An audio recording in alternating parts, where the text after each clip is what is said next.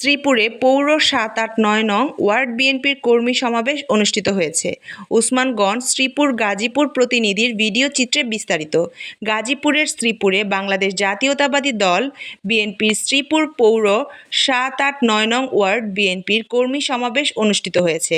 ৩০ August শনিবার বিকেলে কেওয়া প্রতিমখণ্ড দারগাচালা সরকারি প্রাথমিক বিদ্যালয়ের মাঠে পৌর বিএনপির উদ্যোগে কর্মী সমাবেশ অনুষ্ঠিত হয়।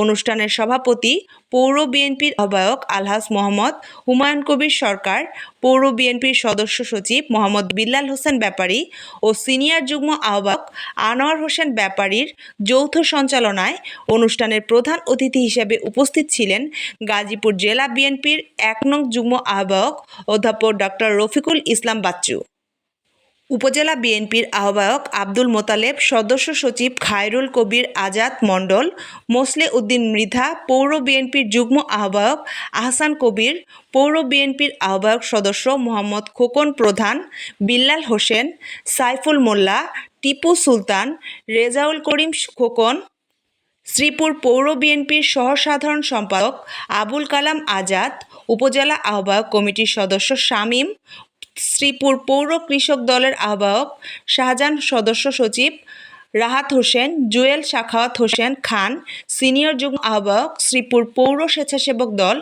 সহ শ্রীপুর পৌর ৭-৮-৯ নং ওয়ার্ডের নেতাকর্মীরা।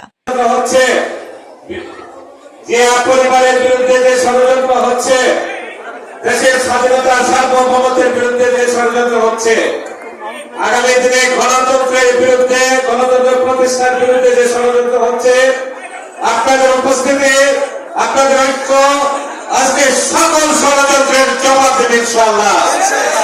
কেউ যাবেন না, ঐক্যবদ্ধভাবে থাকুন। যেভাবে এই কর্মী সম্মেলনে আজকে হাজার হাজার মানুষের অংশগ্রহণের মাধ্যমে এই কর্মী সম্মেলন একটি মহাসম্মেলনে পরিণত হয়েছে, মহাসমাবেশে পরিণত হয়েছে। সেই জন্য আমি আপনাদের সবাইকে অভিনন্দন জানাই। ইনশাআল্লাহ আপনারা জানেন যে গণতন্ত্রের জন্য আমরা গত 17 বছর যাবত আন্দোলন করছি।